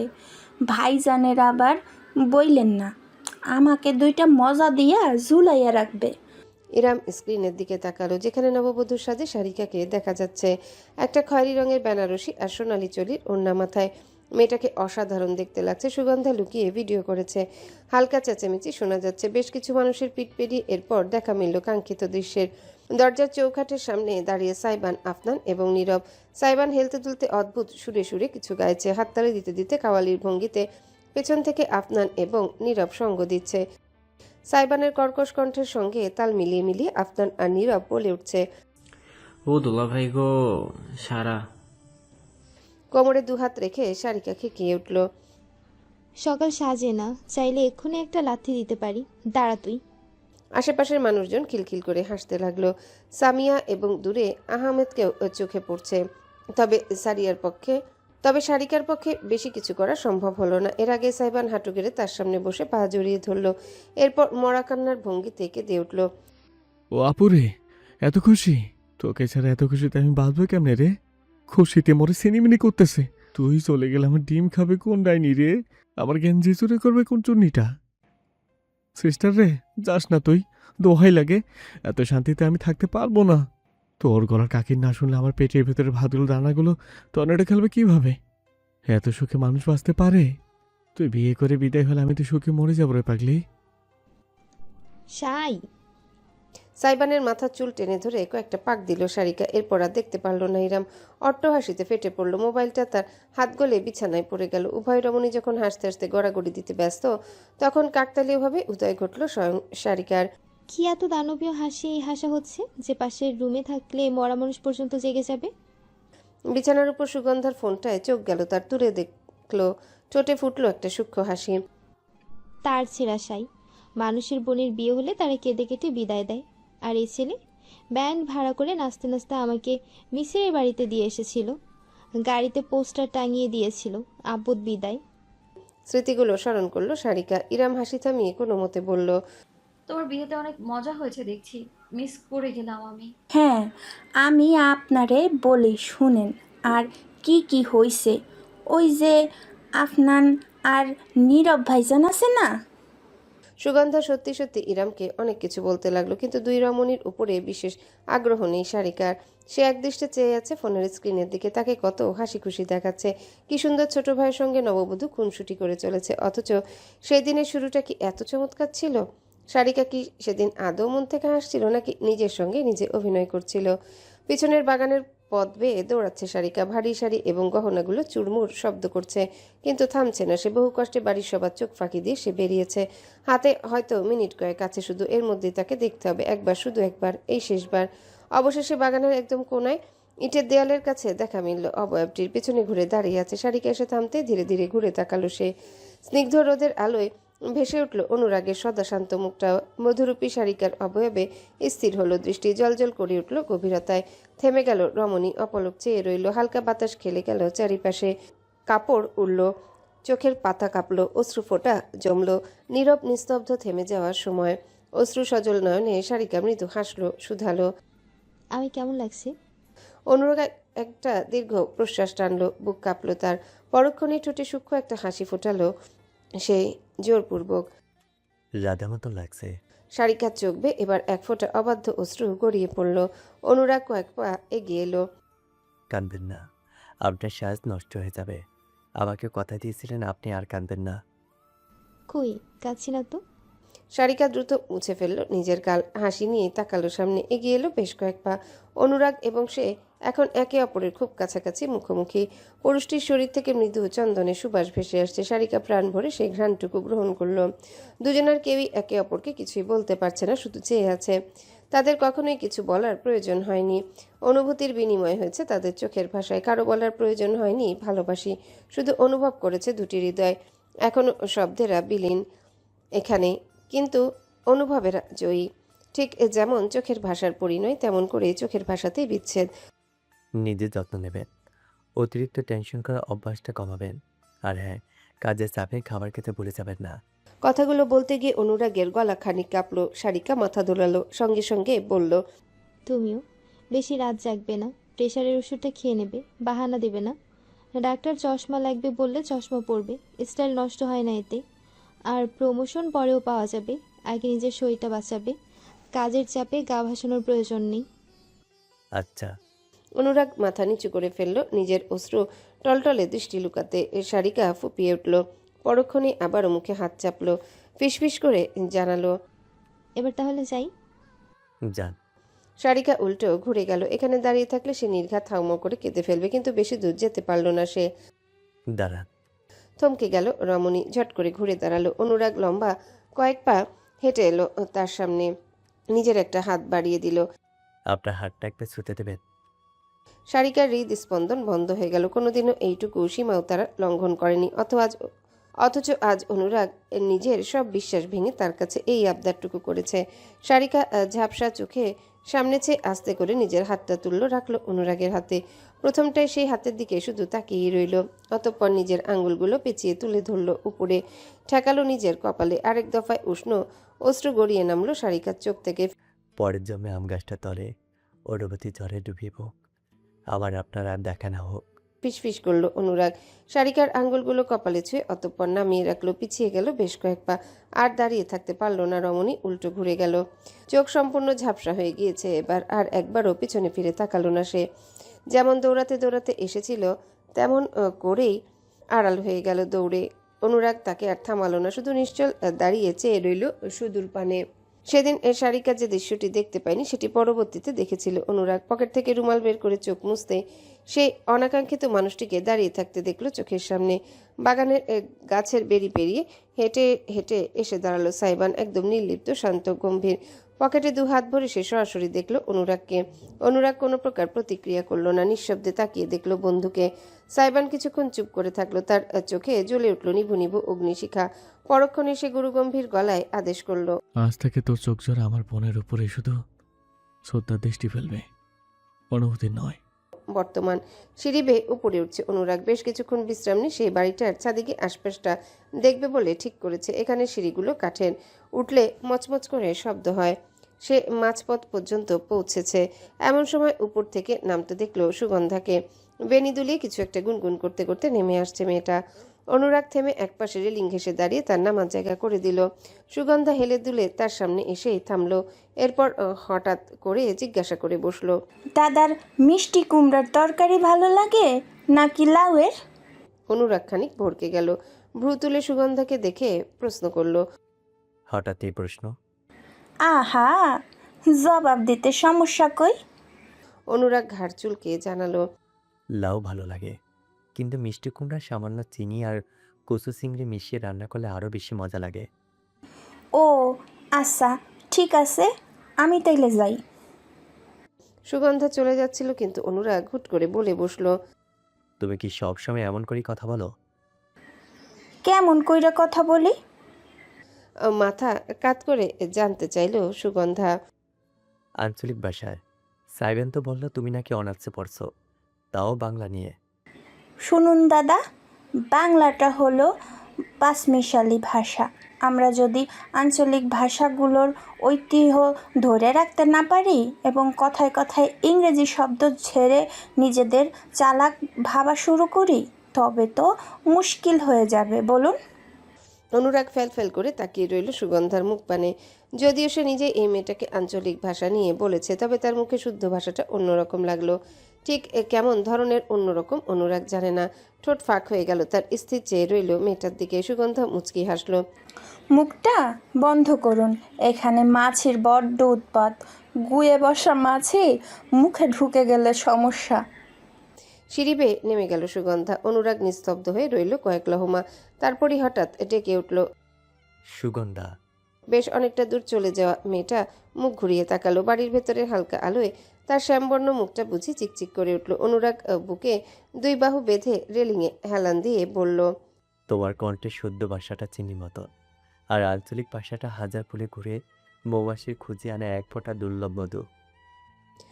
আর দাঁড়ালো না অনুরাগ, উল্টো ঘুরে সিঁড়ি বেয়ে উপরে উঠে ছাদে চলে গেল। কিছুক্ষণ পর ঘন্টা 3 বাদে নিচতলা টেবিলে দুপুরের খাবার দেওয়া হলো। সাইবান এখনো ফেরেনি। ঘুমন্ত ইজানকে স্ট্রলারে রেখে চেয়ারে বসলো ইরাম।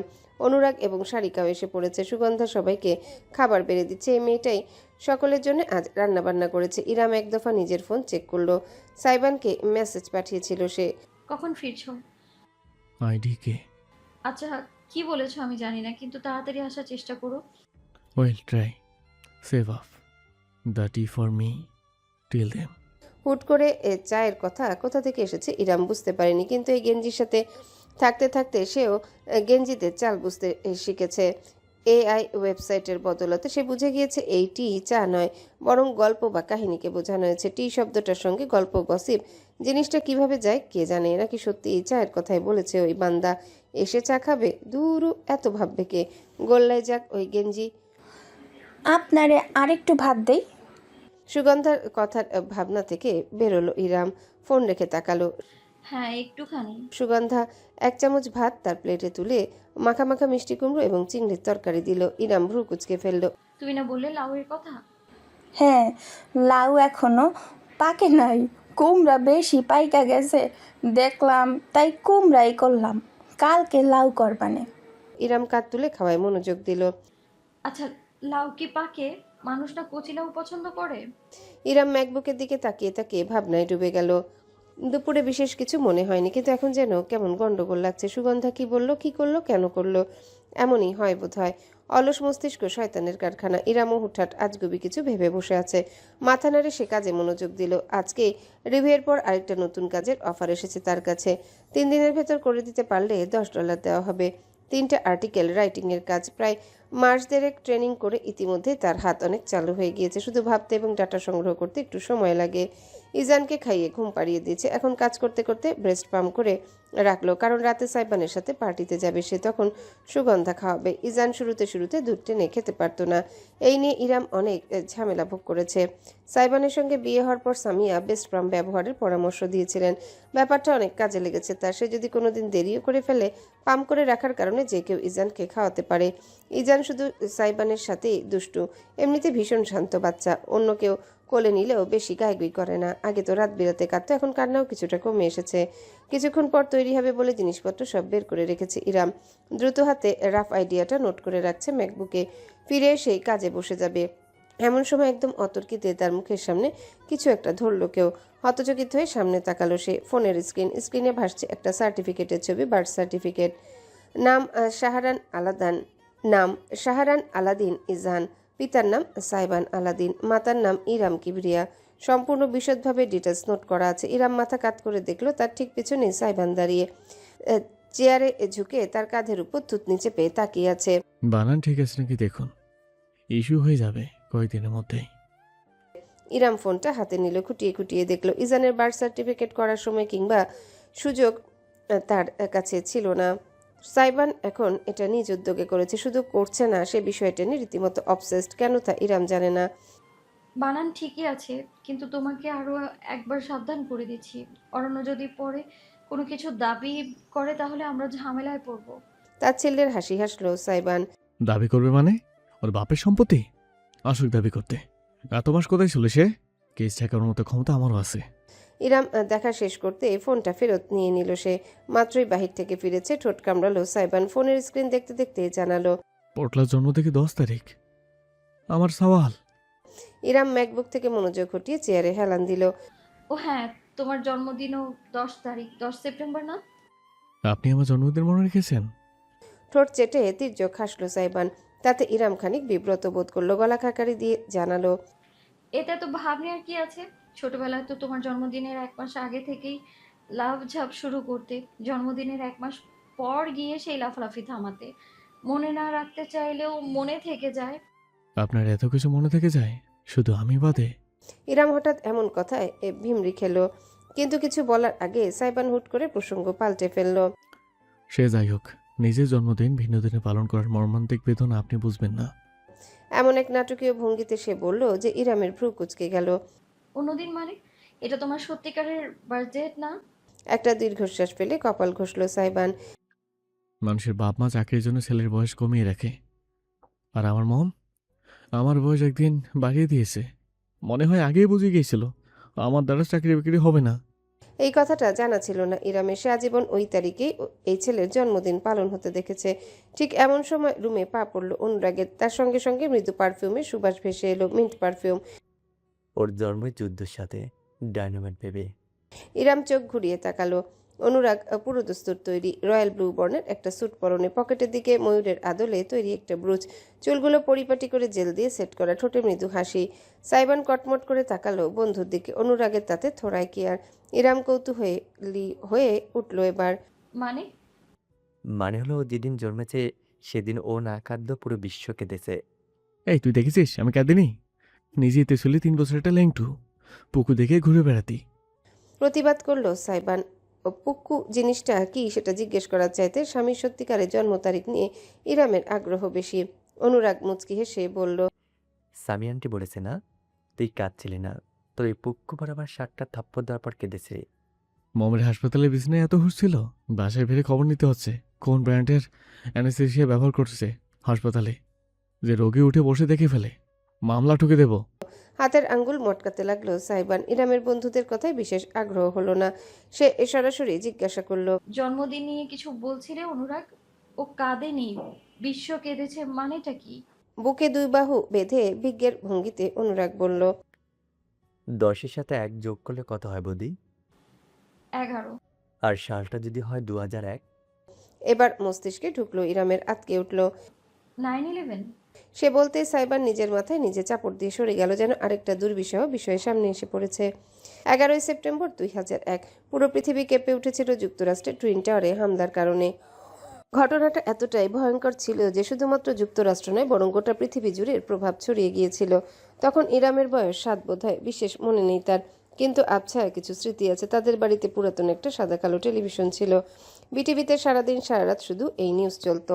তাদের বাসায় টিভি ছিল না, তারা তাদের বাসায় নিউজ দেখতে আসতো।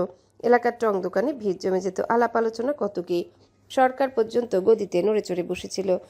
এমনই এক তোলপাড় করা ঘটনা ছিল সেটা। এই ঘটনার পরে ইউরোপ জুড়ে ধর্মবিদ্বেষ ছড়িয়ে যায় এবং শুরু হয় আফগানিস্তানের যুদ্ধ। এই ঘটনার কথা জানে না দেশে এমন মানুষ খুঁজে পাওয়া মুশকিল ছিল তখন। এখনও পাঠ্য বইতে ইতিহাসের অংশস্বরূপ এটা পড়ানো হয়। ঘটনাটি বিশেষভাবে পরিচিত 9/11 হিসেবে। সাইবানের জন্ম একই দিনে, যেদিন এই বিশ্বজুড়ে তোলপাড় হয়ে গিয়েছিল। হয়তো সেই কারণে সামিয়া তার জন্ম তারিখটা পরিবর্তন করে 11-র বদলে 10 করে দিয়েছেন। ছেলের জন্ম হবে এমন একটা বিভীষিকাময় দিনে মায়ের আনচান মন হয়তো মানতে পারেনি। ইরাম বড় বড় চোখে সাইবানের দিকে তাকিয়ে রইল। ছেলেটা এখন থুতনিতে হাত ঘষছে। এই ছেলেটার মধ্যে আর কত কি লুকিয়ে আছে। একটা একটা করে রহস্য ইরামের সামনে উন্মোচিত হয়, সে অবাক হয়ে থাকে। অর্ধাঙ্গিনীকে এভাবে চেয়ে থাকতে দেখে বোধহয় লজ্জাবোধ হলো সাইবানের। গলা খাকারি দিয়ে সে খেকিয়ে উঠল, এই দাদাবাবু, তুই যাবি? এসেছিস কেন? সাতার মাথা। মৃদু হাসলো অনুরাগ, হাত ঘড়ি দেখালো। কয়টা বাজে সে খেয়াল আছে? নাকি তোর আজ শো করার ইচ্ছে নেই? যা তো, 2 চোখের সামনে থেকে গেলেই হবে। যাবার সময় নিচে জরুনের আম্মা সকিনার চুলের মুঠি ধরে বলে দিস আমার জন্য যেন কেক তৈরি করে রাখে, খেয়ে বেরিয়ে যাব। আজ্ঞে মহারাজ। স্যালুটের ভঙ্গিমা করে অনুরাগ চলে গেল। সাইবান কোমরে হাত রেখে দাঁড়িয়ে এবার ইরামের দিকে তাকালো। আপনি আবার টমেটোর মতো চোখ করে বসে আছেন কেন? রেডি হবেন নাকি চাইছেন আমি রেডি করাই? সেই ক্ষেত্রে আগামী 2 ঘন্টা কিছু ফিনিশিং হবে কিনা গ্যারান্টি দিতে পারছি না। অসভ্য। মুখ ভেঙচে উঠে গেল ইরাম। প্রাইভেট কারের ভেতরে বসেছে ইরাম এবং সাইবান। পিছনের গাড়িতে আছে তিতলি আর অনুরাগ। সুগন্ধা শারিকা দুজনে ইজানের সঙ্গে বাড়িতে আছে। তারা যাবে না। একটা আসমানি রঙের জর্জের শাড়ি পরেছে আজ ইরাম। চুলগুলো প্রথমে খোপা করবে ভাবলেও সাইবানের মন্তব্যের কারণে খোলা রেখেছে। হালকা কিছু গহনা, একটুখানি মেকআপ, এইটুকুই তাকে যথেষ্ট স্নিগ্ধ এবং পরিপাটি দেখাচ্ছে। সাইবান একমনে গাড়ি চালাচ্ছে। পারতপক্ষে ইরামের দিকে না তাকানোর চেষ্টা করছে। তার বেশভূষা ফর্মাল নয়, একটা পোলো শার্ট, উপরে আবার জ্যাকেট, গলায় অহেতুকভাবে হেডফোন ঝুলছে। চুলগুলো আশ্রয়নি, শুধু আঙ্গুল দিয়ে এলোমেলো করে নিয়েছে। ঢোলা জিন্স এবং ভারী কেডস, এই তার ডিজে রূপ। ইরাম কেন যেন বেশ অনেকটা সময় নিয়ে আজ স্বামীকে দেখলো। এই ছেলেটার এমন বেপরোয়া ভঙ্গিমা এবং অগোছালো অবয়বে তার আজ খারাপ লাগলো না। আগে মনে হতো ছেলেটা দায়িত্বজ্ঞানহীন, অথচ এখন মনে হয় ওই কাজ জোড়ায় যেন এক পৃথিবী সমান দায়িত্ব চেপে চলে সে। অথচ তার বাহ্যিক রূপ দেখলে কেউই বুঝতে পারবে না, যেমনটা ইরাম এতদিন বুঝতো না।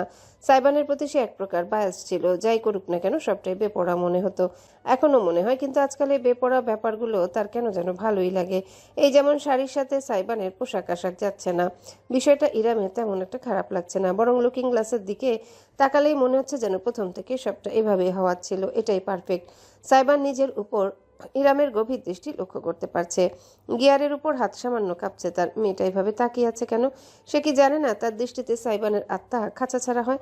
ইরাম বুঝলো কি বুঝলো না সেই জানে, হঠাৎ করে বলে বসলো, একটা কথা জিজ্ঞেস করব? সাইবান রাস্তার দিকে মনোযোগ রেখেই বলল। 10টা কথা জিজ্ঞাসা করুন। ইরাম মাথা ঝাঁকালো, অতঃপর হুট করে জিজ্ঞাসা করলো, এত কিছু থাকতে তুমি ডিজে হলে কেন? ইরাম জানে না তার প্রশ্নে কি ছিল। সে শুধু সাইবানের তীক্ষ্ণ চোয়াল শক্ত হয়ে যেতে দেখলো। স্টিয়ারিংয়ে হাতের আঙ্গুলগুলো এত শক্তভাবে চেপে বসলো যে সেগুলো ফ্যাকাশে দেখালো। চোখ জোড়া কেমন যেন কঠোর হয়ে উঠল। প্রায় প্রথম 1 মিনিট সাইবান কোনো উত্তর করলো না। পরক্ষণে গাড়ি ঘুরিয়ে খানিকটা গতি বাড়িয়ে বলল, ওরা আমাকে বলেছিল আমি আমার রিচ ফ্যামিলির প্যাম্পার্ড কিট, কেরিয়ারে কিছু না হলেও চলবে, আমার মম ড্যাডে লাইফ সেট করে দিবে। কথাগুলো মিথ্যে নয়। সাইবান চাইলেই সেটা সম্ভব হতো। তার পারিবারিক অবস্থার কথা বিবেচনা করলে ক্যারিয়ারের প্রতি বিশেষ মনোযোগ না দিলেও চলে। তবুও সামিয়া মুন্সির পরিবারটা অন্য ধাতুতে গড়া। তারা সর্বদাই শিক্ষাকে প্রাধান্য দেন। সামিয়া নিজে ডাক্তার, সারিকা ডেন্টিস্ট, এমনকি সুগন্ধাকেও পড়ালেখা করানো হচ্ছে। সাইবান চাইতো মায়ের মতন ডাক্তার হতে, কিন্তু সে মেডিকেল ভর্তি পরীক্ষায় উত্তীর্ণ হতে পারেনি। প্রাইভেটে তো পড়তে পারতো, কেন পড়েনি সেটা জিজ্ঞাসা না করে ইরাম শুধালো। বাবার ব্যবসা করতে পারতে। অন্যের গড়া সাম্রাজ্য কি আমার হাতে? একটু জোরালোভাবেই বাক কাটলো সাইবান। ইরামের কাঁধে সিট বেল্ট চেপে বসলো, ভ্রু কুচকে ফেললো সে সামান্য। প্রতিবাদ স্বরূপ কিছু বলতে যাচ্ছিল কিন্তু পারল না। সাইবানের গভীর কণ্ঠস্বর ভেসে এলো। আমার নিজের পরিচয়ের দরকার ছিল, পরিবারের না। যারা বলতো আমার কিছু না করলেও চলে, তাদের 1 মাসের বেতন আমার 1 ঘন্টার উপার্জন। আমাকে কেউ সাইবানুদ্দিন নামে চেনে না, কিন্তু আলাদিন হিসাবে। এইটুকুই। টাকায় কি সব সফলতার মাপকাঠি? ইরাম বলতে সাইবান হালকা একটু মাথা কাত করে তাকালো, তির্যক হাসলো। অথচ সেই হাসিটুকুতে বিনোদন নয়, বরং বিষাদ মাখা ছিল। আপনারও কি আফসোস হয় যে আমি ভদ্র ঘরের ছেলেদের মতো ডাক্তার ইঞ্জিনিয়ার হতে পারিনি? আমি সেটা কখন বললাম? প্রতিবাদ করলো ইরাম, কিন্তু সাইবান আর তাকালো না তার দিকে। মুখ ফিরিয়ে খানিকটা রুক্ষ গলায় বলল, গাড়ি চালানোর সময় এত কথা বলবেন না, আমার ডিস্টার্ব হয়। এইটুকুই। নীরব হয়ে গেল উভয়ে। ইরাম নিজের কোলের দিকে চেয়ে ভাবলো সে সঠিক পথে এগোচ্ছে, কিন্তু একসঙ্গে চাপ দেওয়া যাবে না। একটু একটু করে উদ্ঘাটন করতে হবে সম্পূর্ণটা। পার্টিতে পৌঁছাতে খুব বেশি সময় লাগলো না। আর একটা কনভেনশন হলে আয়োজন।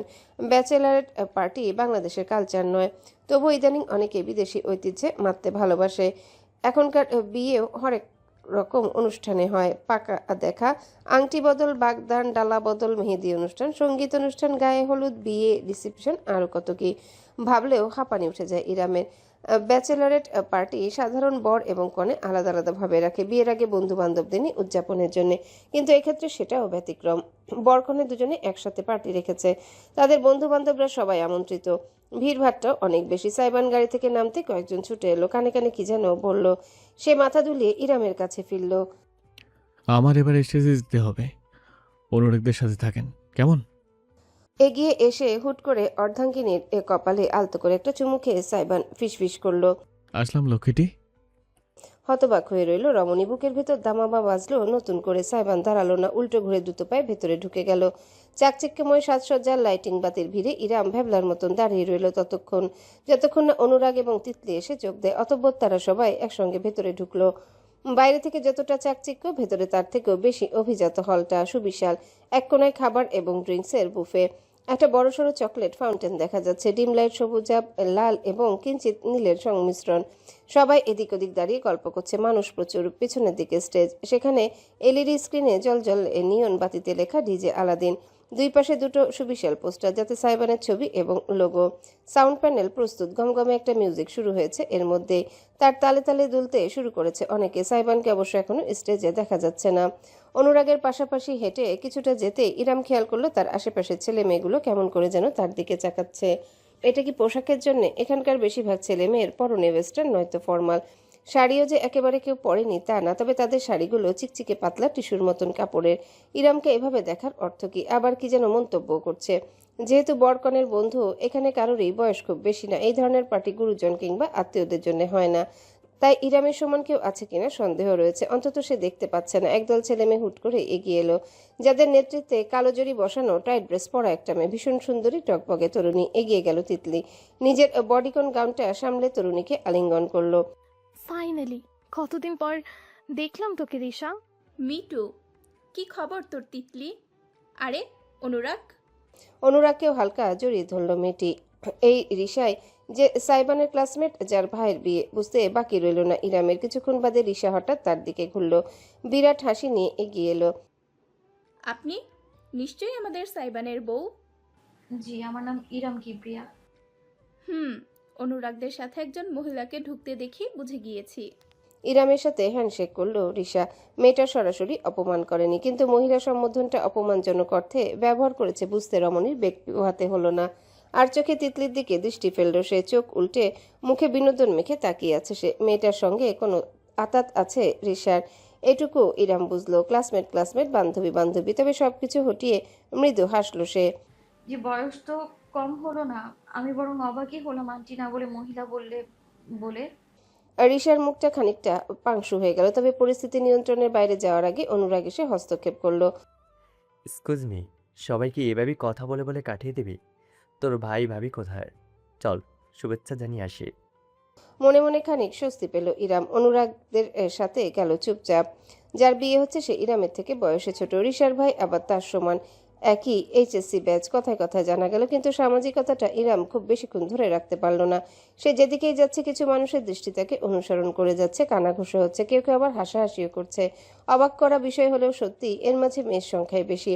ছেলেগুলো সামনে পড়লে ইরামকে সালাম দিয়ে চলে যাচ্ছে, না হয় চুপি চুপি হাসছে, কিন্তু মেয়েগুলো থেকে থেকে তাকে বিনা কারণে দেখছে আর নিজেদের মধ্যে ফিসফিস করছে। তাদের প্রত্যেকের গল্পের টপিক যে সেই, তাতে কোনো সন্দেহ নেই। কাক পাখ না লাগালি কি আর ময়ূর হয়ে যায়? এমন পার্টিতে একটা আন্টি কি করছে ভাই? মনে হচ্ছে এখনই সিসি ক্যামেরার মতো বলা শুরু করবে, কালকে পাশের বাড়ির ছেলের সাথে তোমাকে পার্কে দেখেছি। বুড়ি বয়সে নটাঙ্কি। আগের জন মনে হয় ভালো সুখ দিতে পারিনি, তাই কচি ছেলের প্রয়োজন হয়েছে। সে কি নিদারুণ হাসাহাসি একজনের। অনুরাগ বিষয়টা খেয়াল করেছে, সে হনহন করে এগোতে যাবে, কিন্তু ইরাম হাত চেপে ধরলো, ইশারায় মানা করলো। দাঁত কিরমির করে অনিচ্ছা সত্ত্বেও পিছিয়ে গেল অনুরাগ, তাই কিন্তু ক্রুদ্ধ দৃষ্টি ফেলা ছাড়লো না। তার চোখ দেখলে অনেকে চুপ হয়ে যাচ্ছে। ইরাম কাউকে কিছুই বলল না, কারোর কাছে প্রমাণ দেওয়ার কিছু নেই। পার্টিতে প্রথমটাই সে আসতে চায়নি, নেহাত পরিবার নিয়ে এসেছে বলে সাইবানের সঙ্গে তাকেও দাওয়াত দেওয়া হয়েছে। সকলকে ছাড়িয়ে সে চুপি চুপি হেঁটে গেল খাবারের টেবিলের দিকে, উদ্দেশ্য একটা জুস নেবে। ঠিক তখনই পরিচিত অবয়বটা চোখে পড়ল। একজন লম্বাটে ফিনফিনে শরীরের পুরুষ, পিঠ দেখা যাচ্ছে, খয়েরি সিল্কের শার্ট এবং কালো ফর্মাল প্যান্ট পরনে, শ্যামলা মুখ, চোখে চশমা, এক হাতে একটা অরেঞ্জ জুসের গ্লাস। কাইসান রুশদি। ইরাম বেশ অবাক হলো, কাইসান এখানে কি করছে? তবে কি এই কারণে ক্লাস ছুটি? আস্তাসের একজনকে দেখে তার কিছুটা ভালো লাগলো, এগিয়ে গেল পায়ে পায়ে। কায়সান, কাইসান অন্য একজনের সাথে কথা বলছিল। মাথা কাত করে ইরামকে দেখে সে অবাক হয়ে গেল। দ্রুত নিজেকে এক্সকিউজ করে লম্বা পা ফেলে হাসি মুখে এগিয়ে এলো। তুমি এখানে? একই প্রশ্ন আমারও। তোমার তো প্রপার পার্টি পছন্দ না জানতাম। একগাল হাসলো কাইসান। বরের বন্ধু আমি, জোরাজুরি করলো তাই মানা করতে পারলাম না। ইরামের চোখ জোড়া প্রসারিত হলো, এবার বুঝতে পেরেছে বরের সঙ্গে তার এইচএসসি ব্যাচ মিল, তার মানে সে কাইসানের বন্ধু হতেই পারে। যাই হোক, পার্টি ভালো না লাগলেও এখন তোমায় দেখে ভালো লাগছে। কাইসান নিজের হাতে জুসের গ্লাসটা এগিয়ে দিল। নাও, তোমার মুখটা কেমন শুকনো দেখাচ্ছে, আমি এখনো একটুও পান করিনি, এটা ফ্রেশ। ইরাম মৃদু হেসে গ্রহণ করলো। থ্যাঙ্কস। টেবিলের কাছে দুজন দাঁড়ালো, নিজেদের মতন গল্প করতে লাগলো। আশেপাশের এর দৃষ্টি এবার রীতিমতো ভুলে গেল ইরাম। সময়টা এখন আর খারাপ লাগছে না, তবে কিছুক্ষণ বাদে এক কোণায় তিতলির উপস্থিতি লক্ষ্য করলো সে। মেয়েটা একা নয়, দলে আরো কিছু মেয়ে আছে। নিজেদের মধ্যে চাপড়াচাপড়ি করে অট্টহাসি হাসছে তারা। একটা বাচ্চা সহ ইয়াং ছেলের গলায় ঝুলে যাওয়ার কোনো মানে হয়? বেশরম নাকি? পুয়ার বয় সাইবান। কথাগুলো তখনও গুঞ্জরিত হয়ে যাচ্ছে পার্টির মাঝখানে অত্যন্ত জোরে। তিতলি ইশারায় নিজের দলকে চুপ করানোর চেষ্টা চালাচ্ছে, কিন্তু সেটা যে নিতান্তই নাটক সেটা তার ঠোঁটের হাসি দেখলেই বোঝা যায়। ইরাম অবশ্য কর্ণপাত করছে না, সে নিজের জায়গায় স্থির, দৃষ্টি কায়সানের উপর। চশমা খানিকটা টেনে চোখের উপর তুলে কায়সান আর চোখে দৃষ্টি ফেলল দলটার উপর। ওদের কথা একদম মনোযোগ দিও না, মানুষের সমালোচনা করা ছাড়া ওদের কাজ নেই। তোমাকে যথেষ্ট সুন্দর দেখাচ্ছে, শুধু শুধু আক্রোশ মেটাচ্ছে। It's okay Kaysan, just look at me. কায়সানের হাতে টেবিলের কোণায় অত্যন্ত শক্তভাবে বসেছে বিধায় ইরাম হাত বাড়িয়ে সেটা ছাড়িয়ে দিল। সঙ্গে সঙ্গে খানিকটা চমকে উঠে গভীর দৃষ্টিতে দিকে তাকালো পুরুষটি। ইরাম সেই দৃষ্টির মাঝে লুকায়িত অনুভূতিটুকু ধরতে পারার আগে মাইক্রোফোনে ভেসে এলো কণ্ঠস্বর। Hello hello, here DJ here. গম গম করে উঠল গোটা হল, চারিদিকে নীরবতা নেমে এলো। আবছায়া আলো আধারে ভেদ করে স্টেজে দেখা মিলল সাইবানের। উপরে ফোকাস লাইট জ্বলছে, চেহারা ভাবলেশীন উজ্জ্বল। তার চোখ জোড়া সমস্ত হল ঘুরে এক সেকেন্ডের জন্য থামলো ইরামের উপর। পরক্ষণে দৃষ্টি সরিয়ে স্টেজের উপর থেকে অত্যন্ত নমনীয় এবং শান্ত গলায় বলে গেল, আজকে আপনাদের সঙ্গে আমি এমন একজনকে পরিচয় করে দিতে চাই যিনি একাধারে অনেকগুলো আইডেন্টিটি বহন করেন। তিনি একজন ফ্রিল্যান্সার, একজন ক্লাসিক্যাল ডান্সার, একজন মা, একজন বোন এবং একজন দায়িত্বশীল স্ত্রী, যিনি সব কাজ করেন। শুধু নিজের বাচ্চাকেও সামলান না, বরং আমার মতন একটা বড় বাচ্চাকেও সামলান। নিজের একটা হাত তুলে সরাসরি দূরে দাঁড়ানো ইরামের দিকে নির্দেশ করলো সে। And this lovely lady it's my wife, my precious, who I am proud of you. লাইটগুলো সরাসরি ইরামের উপর ফোকাস করলো। বেচারি কিছুই করতে পারলো না, স্তব্ধ হয়ে তাকিয়ে থাকতে পারলো শুধু। শেষ কবে তার সাদাসিধে নামটার আগে এতগুলো সম্বোধন বসেছে মনে পড়ল না তার। সাইবান কন্ট্রোল প্যানেলের কাছে গিয়ে দাঁড়িয়ে দুহাতে একটা তালি বাজিয়ে বলল, কেমন হয় যদি আজকের পার্টিটা একটুখানি ভিন্নভাবে শুরু করা যায়? Are you guys ready? Sound system on করে কন্ট্রোলে ঝুঁকলো সাইবান। একটা ক্লাসিক মিউজিকের সুর ভেসে এলো, তবলা এবং রাগ সঙ্গীতের মেলবন্ধন। Please welcome on stage Mrs Aladdin. পুরো হল এক লহমায় উল্লাসে ফেটে পড়লো। কোথা থেকে কি হলো ইরাম বুঝতেও পারল না। তাকে কে যে ঠেলে ঠুলে স্টেজের কাছে নিয়ে গেল দেখার আগে কানে শুনতে পেল ভিড়ের গর্জন। নাচ বাবি নাচ। এর মাঝে কিছু কিছু মানুষ এই সামান্য কয়েক মুহূর্ত আগে ইরামকে হেলাফেলা করছিল। মানুষ প্রজাতি বড়ই অদ্ভুত। মাথা ঝাঁকি ইরাম অবশেষে স্টেজে পা রাখলো। সাইবানের দিকে তাকালো, যেই ঠোঁটে বিরাট হাসি ঝুলিয়ে চেয়ে আছে। ইশারায় সে ইরামকে স্টেজের মাঝখানটা দেখিয়ে দিল। বুকের ভেতর ধুকধুক করলো রমণীর। নাচ শেখা এক জিনিস, শখের বসে নিজে নিজে করা এক জিনিস, আর এতগুলো অচেনা মানুষের সামনে পারফর্ম করা আরেক জিনিস। উপরন্তু বেশিরভাগ আজকালকার ছেলে মেয়ে এরা কি তার কত্থক পছন্দ করবে? অত কিছু ভাবার সময় হলো না। সঙ্গীতের সুর চড়াও হতে ইরামের শরীর আপনা থেকেই সাড়া দিল। শাড়ির আঁচলটা টেনে ঢিলেভাবে কোমরে গুজল সে। অতঃপর ছেড়ে দিল নিজেকে, উন্মুক্ত করে দিল যেন সকল দ্বিধার দুয়ার। সমালোচনা, ভ্রুকুটি, অবজ্ঞাতা ছিল, অপমান কোনো কিছুই তার স্মরণে রইল না। যতটুকু মুদ্রা মনে আছে ততটুকুই কাজে লাগালো। ঘূর্ণনের সঙ্গে সঙ্গে চুলগুলো হাওয়ায় দুলল তার। তরঙ্গের ন্যায় খেলে চলল সমস্ত স্টেজে। এ যেন এক মুক্ত বিহঙ্গ, স্বাধীনতার আনন্দে উল্লাস করছে। কে কি বলছে না করছে সেই চিন্তা আর রইল না ইরামের। হারিয়ে ফেলেছে সে নিজেকে। পরিবর্তনটা বুঝলো সে কিছুক্ষণ বাদেই। তবলার নৃত্য সঙ্গীত নেমে গিয়ে ধীরে ধীরে ভিন্ন একটা সুর প্রবেশ করলো। গানটা ইরামের অচেনা লাগলো। নিজের কোমরে একজোড়া শক্তিশালী হাতের উপস্থিতি টের পেল রমণী। আলতো ছোঁয়া, কিন্তু তাতে মেশানো আবেগ। ঝট করে চোখ খুলে গেল তার। পেছনেই দেখলো সাইবানকে। এরপরই ভেসে এলো গানের কথা। ইরামকে ঘুরিয়ে দিল সাইবান। তর্জনী আঙ্গুল ধরে গোল গোল ঘুরিয়ে নিজের বুকে টেনে নিল। মৃদু আলোর নিচে হালকা তালে দুলতে লাগলো সে। অর্ধাঙ্গিনীকে হাতের বাদ্যযন্ত্রের মতন নিয়ন্ত্রণ করছে সে। শুধু গানটাই বাজছে না, ঠোঁটের পাশে লাগানো মাউথপিসে সাইবান নিজেও গলা মিলাচ্ছে। সরাসরি ইরামের চোখের দিকে তাকালো সে, কপালে কপাল ঠেকালো। ঠিক ওই মুহূর্তে ইরামের জন্য হলের ভেতরে থাকা অন্য সকল মানুষ গায়েব হয়ে গেল। সে শুধু দেখতে পেল নিজের স্বামীকে, যার হাতে সুনিয়ন্ত্রণে তার শরীর ভাসছে স্রোতের জোয়ারে। মন উঠছে অজানায়। কত্থক নৃত্য হোক কিংবা এই ডুয়েট, ইরাম শুধু তার আলাদিনকে অনুভব করতে পারল। এই আলো আধারির মায়ায় শুধু আছে সে এবং তার আলাদিন। মুচকি হাসলো তার আলাদিন। গানের লাইন গুনগুন করতে করতেই খোলা চুলে আঙ্গুল বুলিয়ে কানের পিছনে গুজে কপালের পাশে ঠোঁট ছুঁয়ে গানের সাথে গলা মিলিয়ে গাইল। ইজানকে খাইয়েছে সারিকা। এখন সুগন্ধা খেলছে বাচ্চাটার সাথে। সবকিছু ঠিকঠাক আছে নিশ্চিত হয়ে সারিকা নিচে নেমে এলো। সকাল থেকেই মাথাটা ব্যথা করছে। এক মগ কড়া চা দরকার তার। এই ভেবে বাড়ি রান্নাঘরের দিকে এগোতে যাবে এমন সময় অদ্ভুত দৃশ্যটা নজর এলো তার। বসার ঘরে কাঠের টেবিলের উপর বিশাল বড় একটা ফ্রিসিয়া, ফুলের বুকে হালকা হলুদাব রঙের থোকা থোকা ফুল, তাজা সুঘ্রাণে ভরপুর চারিপাশ। সারিকা হতভম্ব হয়ে গেল। এটা তার সব থেকে পছন্দের ফুল, কিন্তু বাংলাদেশে পাওয়া ভীষণ দুর্লভ বিধায় তেমন একটা দেখা যায় না। এই ফুলের এত বড় বুকে কোথা থেকে এলো? এগিয়ে গেল সারিকা, মুখ ডুবিয়ে সুঘ্রাণটুকু গ্রহণ করতে লাগলো। চোখ জোড়া আবেশে বুঝে এলো তার। ঠিক তখনই পেছন থেকে কণ্ঠস্বরটি ভেসে এলো, হ্যাপি বার্থডে ওয়াইফ। সারিকা ঝটকা দিয়ে পেছনে ফিরে তাকালো। তার চোখ জোড়া স্থির হয়ে দেখলো পেছনে দু হাত ভরে ঠোঁটে অত্যন্ত সূক্ষ্ম হাসি নিয়ে দাঁড়িয়ে আছে তার স্বামী মিসির ইকবাল। মিসির, তুমি হঠাৎ এখানে কেন এলে? সারিকা ভীষণ অবাক হয়েছে। স্বামীর সাথে তার শেষ কথা হয়েছিল আজ সকালে, কিন্তু বরিশালে আসার ব্যাপারে কিছুই জানায়নি। আজ জন্মদিন, নিজেই সেটা বেমালুম ভুলে বসেছে সারিকা। মিসির কয়েক পা এগিয়ে এলো। তার চেহারা নমনীয়, ঠোঁটে মৃদু হাসি। হ্যালো বন্ধুরা, পরবর্তী পার্ট খুব তাড়াতাড়ি আসবে, তো সবাই অপেক্ষায় থাকো।